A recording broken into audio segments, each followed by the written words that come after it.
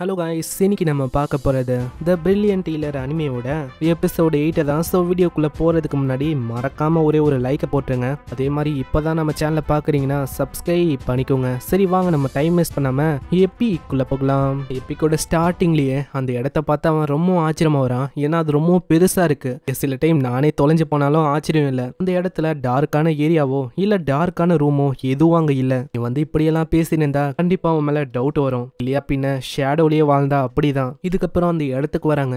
அங்க வந்தோடனே அவரு கேக்குறாரு, அம்மா இந்த மாதிரி நான் எதுக்காக உன்னை இங்க வர வச்சேன், அதாவது ஹையர் பண்ண உனக்கு தெரியுமா? மிஸ் ஆகுறாங்க சில பேர், அவங்கள நம்ம வந்து கண்டுபிடிக்கணும். ஆனா உனக்கு நல்லாவே தெரியும் இந்த மாதிரி அது ஒன்றும் என்னோட வேலை இல்லை. கண்டிப்பா எனக்கு வந்து நல்லாவே தெரியும். ஆனா நான் உன்கிட்ட என்ன தெரியுமா ஒரு விஷயம் சொல்லுவேன், நல்லா இங்கேயும் அங்கேயும் போய் நிறையவே இன்ஃபர்மேஷனை கலெக்ட் பண்ண உன்னால முடிஞ்ச அளவுக்கு. ஒரு ரெகுலரான ஸ்டூடெண்ட்டை கம்பேர் பண்ணா ஒரு ஸ்பெஷலான ஸ்டூடெண்டால நிறைய விஷயங்கள்ல பங்கெடுக்க முடியும். அதனால உன்னால நிறையவே இன்ஃபர்மேஷனை கலெக்ட் பண்ண முடியும். நீங்க என்ன சொல்றீங்க, என்னோட ஐடென்டிட்டி மத்தவங்களுக்கு தெரிய வந்தா அப்புறம் என்ன ஆகும்? எதை பத்தியும் கவலைப்பட வேணாம். அப்ராட்ல இருந்து வந்த ஜெனோசா நீ வந்து போக போற.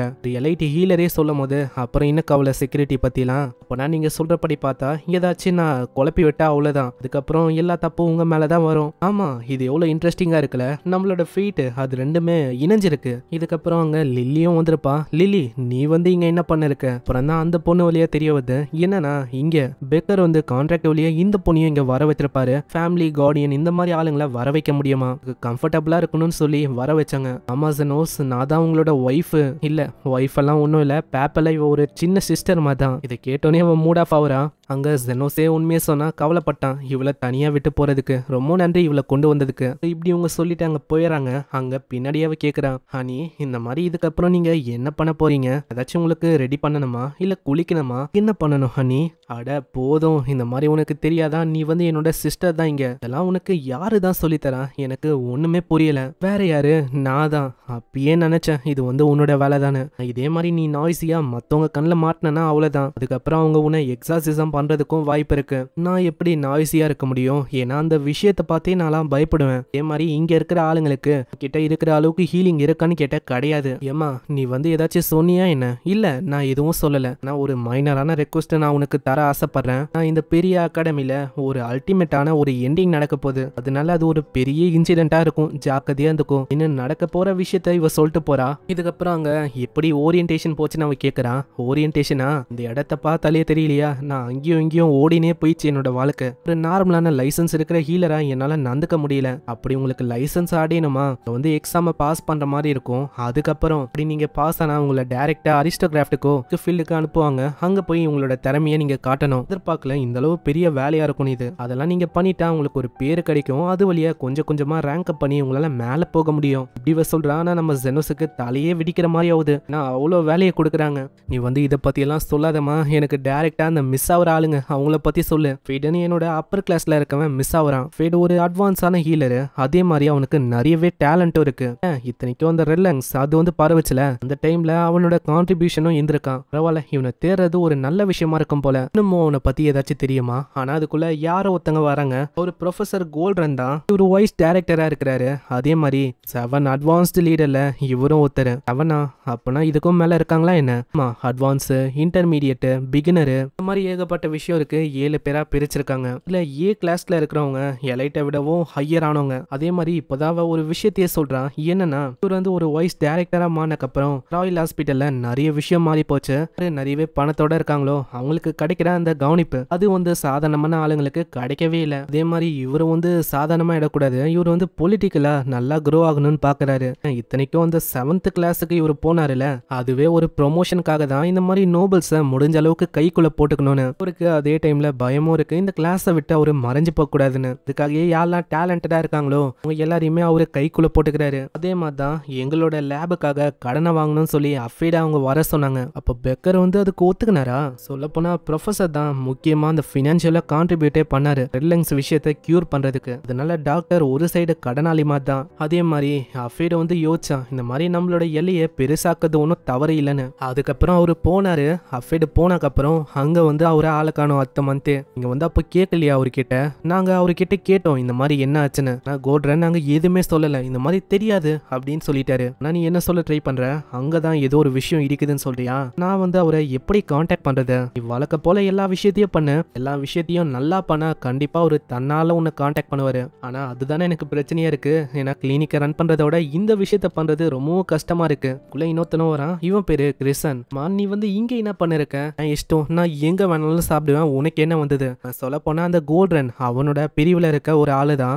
நம்ம ஹீரோவை பார்த்துட்டு ஆமா இவன் யாரு, ஸ்பெஷலா வந்து அந்த ஸ்டூடெண்டா, ஸ்பான்சர் வழியா வந்திருக்கான் போல. சரி இந்த மாதிரி நீ கொஞ்சம் நல்லாவே ரிசர்ச் பண்ணுப்பா, ஸ்பான்சர்ஸை நீ அசிங்கப்படுத்த கூடாது அப்படி சொல்லிட்டு போறான். ஆமா யார் அவன்? அதான் அந்த கோல்டனோட குழுல இருக்க ஒரு ஆளு தான் இவன். இதுக்கப்புறம் சீன் அப்படியே பாஸ்ட்டுக்கு போது நம்ம ஹீரோ ஹீல் பண்ண பாக்குறான். ஆனா ஒரு மண்டையிலேயே அடிக்கிறாரு. ஆமா எதுக்கு நீங்க மண்டையிலேயே அடிக்கிறீங்க? நீ செத்து போன ஒரு உடலை ஹீல் பண்றதுக்கு நீ வந்து அதை சேவ் பண்ணி வச்சுக்கலாம், நிறைய பேரை உன்னால காப்பாற்ற முடியும். அப்புறம் வெறிட்டான்னு நம்ம ஹீரோ இன்னொருத்தன் கூட இருக்கான். பரவாயில்லையே, ரெண்டு பேரும் நல்லாவே இப்போ தேடிட்டீங்க, ஏன்னா உங்களால பூண்டை ஹீல் பண்ண முடியுது. நீங்க தேர்ட் ரேட்டா மாறிட்டீங்க. மாதிரி ரெண்டாவது ரேட்டு ஃபர்ஸ்ட் ரேட்டுன்னு இருக்கு. ஃபர்ஸ்ட் ரேட்டால இந்த உலகத்தை பெட்டரா மாத்த முடியுமா? இது எல்லாமே பாஸ்ட்ல நடந்த விஷயம். இது எல்லாத்தையுமே நம்ம ஹீரோ யோசிச்சு பாக்குறான். அங்க இன்னொரு டீச்சரும் 100 பத்தி டாபிக் எடுக்கிறாரு. டாபிக் எடுத்துட்டு கொஸ்டின்ஸ் இருக்கான்னு கேட்க அங்க இன்னொருத்தன் ரேத்தை பத்தி கேட்கறான். ரேத்தை பத்தி அவளுக்கும் இன்ஃபர்மேஷன் இல்லையா, ஏன்னா அதுங்களை மோஸ்ட்லி நிறைய பேர் பார்த்ததே இல்ல முதல்ல. அதே மாதிரி பார்த்தாலும் ஓடி போறது ஒரு நல்ல விஷயம், அதுவும் முக்கியமா பேசுற ரேத்துங்க கிட்ட. அதுங்க ரொம்ப பவர்ஃபுல்லா இருக்கும். இப்படி ஒரு சொல்றாருல,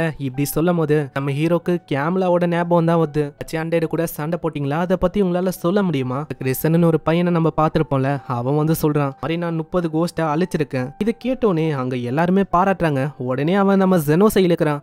நீ வந்து எத்தனை அழிச்சிருக்க? ஹீரோக்கும் புரியுது இந்த மாதிரி நம்மளும் நிறைய விஷயத்த சொல்லணும்னு. ஹீரோ தனியாவே 50 அழிச்சிருப்பான், அதை பத்திலாம் சொன்னா சரி வராது.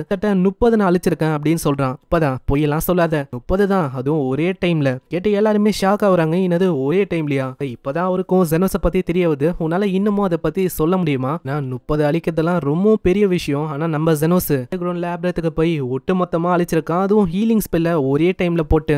இதெல்லாம் கேட்டா ஒரு ஆடி போயிடாரு. ஏன்னா ஜெனோஸ் வந்து ஒரு கோல்டன் கிளாஸ்ல இருக்கிற ஒரு ஆளு போல. இந்த மாதிரி ஆளுங்க ராயல் ஹாஸ்பிட்டலுக்கு வருவாங்க நான் எதிர்பார்க்கல. கிறிஸ்டனால இன்னமும் நம்ப முடியல, இந்த மாதிரி இவன் சொல்றது ஒரு பொய் தான் அப்படின்னு அவன் நினைக்கிறான். அப்புறம் டீச்சர் மேஜிக் சர்க்கிள் அங்க போட சொல்லுவாரு. அங்க கிறிஸ்டன் தான் ஃபர்ஸ்ட் போறான். நம்ம ஜெனோஸ்க்கு அதை பத்தி அவளுக்கும் தெரியல. அங்க கிறிஸ்டனும் ஒரு மேஜிக் சர்க்கிள போறான். உடனே அவர் பார்த்து ஆச்சரியமாயிட்டு, ஹேய் வரியாப்பா, லெபார்டரியில வேணா ஜாயின் பண்ணிக்கோ. இல்ல இந்த மாதிரி நான் கோல்டனோட ஸ்டூடெண்டா இருக்கேன், அதனால வேணாம், வேணா அந்த பையனை ஜாயின் பண்ண வச்சுக்கலாம் என்னுட்டே நம்ம ஹீரோவை உசுப்பேத்தி விடுறானா. நம்ம ஹீரோக்கு என்ன பண்றதுன்னு தெரியல. நம்ம ஜெனோஸோட டீச்சர் இதுக்கு முன்னாடியே ஒரு விஷயத்த சொல்லியிருப்பாரு மேஜிக் சர்க்கிளை பத்தி, அதை அவன் போடுறான். அதை பார்த்து கிறிஸ்டன் கேலி தான் செய்யறான், இதெல்லாம் நான் பார்த்ததே இல்லைன்னு. ஆனா டீச்சர் அதை பார்த்து ரொம்ப ஆச்சரியமா வராரு.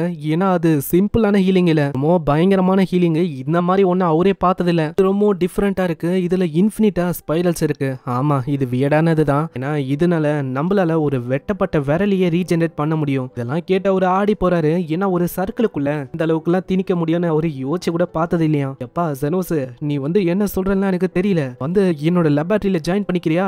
கேட்ட கிறிஸ்டனுக்கு இன்னமும் கடுப்பாவுது. அவன் இதெல்லாம் சுத்தமா எதிர்பார்க்கல. யார் யா இவன், எங்க இந்தியா வந்தா இவன் அப்படின்னா நம்ம கிறிஸ்டனோட ரியாக்ஷனே அங்க இருக்கு. ஒரு மனுஷனால ஒன்னும் இந்த மாதிரி ஸ்பெல் எல்லாம் போட முடியாது, ஜெனோஸால போட முடியுது. இதுக்கப்புறம் இந்த விஷயம் ப்ரொஃபசர் கார்டனுக்கு தெரிய வருது. மாதிரி ஒருத்தன் இருக்கிறான், அவனை பத்தி நீங்க தெரிஞ்சுக்கணும் அப்படின்னு இன்னமும் ஏத்தி விடுறாங்க. அங்க ஒரு ரிப்போர்ட் வேற இருக்கும், அண்டேட்ஸ் வந்து நிறையவே இருக்குன்னு. அங்க போய் நம்ம ஜெனோஸை சண்டையிடுறதுக்கு சொல்றாங்க. ஏன்னா எப்படியாச்சும் ரெக்ரூட் பண்ண பார்க்கணும்ல. அதே மாதிரி பார்க்கலாம் ஒரே நேரத்துல 30க்கும் மேல அண்டேட்ஸை அவனால அழிக்க முடியுதான்னு. விஷயம் ஜெனோஸுக்கும் தெரிய வருது. அவன் கேமலா கிட்டயும் சொல்றான். ஏகப்பட்ட விஷயங்களையும் அவங்க செஞ்சு வச்சிருப்பாங்க, அது செஞ்சது நம்ம லில்லி தான். இதுக்கப்புறம் ஏகப்பட்ட அண்டேட்ஸ் அவங்க முன்னாடி வருது, அதுலயும் 1-2 தான் அவங்க அழிக்கிறாங்க. நம்ம ஜெனோஸ் அங்க நிறையவே அழிக்க முடியும், கிட்டத்தட்ட நிறைய வரும். ஜெனோஸ் ஒட்டு மொத்தமா அங்க எல்லாத்தையுமே அழிக்கிறான். பார்த்து எல்லாருமே ஆச்சரியமா வராங்க. உடனே கிறிஸ்டனும் சொல்றான், இது எல்லாத்தையுமே அழிச்சது நான் தான், எல்லாருமே பாத்தீங்களா?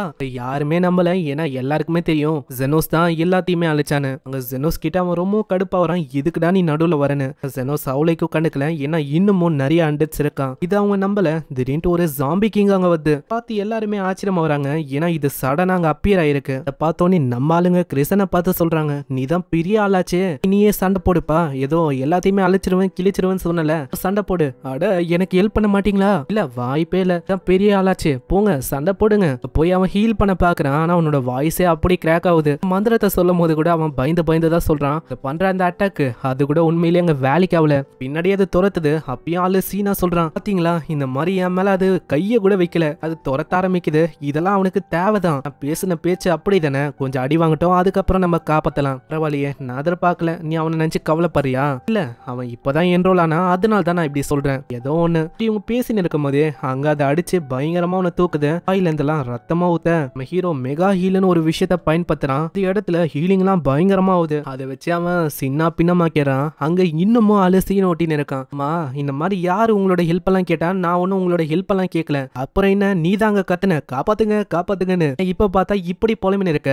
ஹீரோவும் நம்ம கேமலாவை பத்தி யோசிக்கிறான். அங்க கேமலாக்கு தும்பல் வருது. அம்மா என்னாச்சு கேமலா, உங்களுக்கு என்ன உடம்பு சரியில்லையா? இந்த மாதிரி ஒரு கிரேட்டான அண்டட் என்ன உடம்பு சரியில்லாம போகும்னு நினைக்கிறியா? யாரும் யோசிக்கிறாங்க போல இப்படின்னு இது யோசிக்குது. இங்கே இந்த எபிசோட முடியுது. இந்த எபிசோட உங்களுக்கு பிடிச்சிருக்கும்னு நினைக்கிறேன். இன்னமும் கோல்டனால என்ன பிரச்சனை வரப்போகுதுன்னு பாக்குறதுக்கு தயாரா இருங்க. ஆளு அவன் தான் மறைய வச்சிருக்கான் அப்படின்னு ஒரு டவுட் வந்து போயின்னு இருக்கு. பார்க்கலாம் என்ன ஆகுதுன்னு. மறக்காம கீழே ஒரே ஒரு லைக்கை போட்டுருங்க. அதே மாதிரி இந்த எபிசோடு எப்படின்னு கீழே கமெண்ட் பண்ணுங்க. நான் உங்களை அடுத்த எபிசோட்ல சந்திக்கிறேன். தேங்க்யூ ஃபார் வாட்சிங். சைனரா.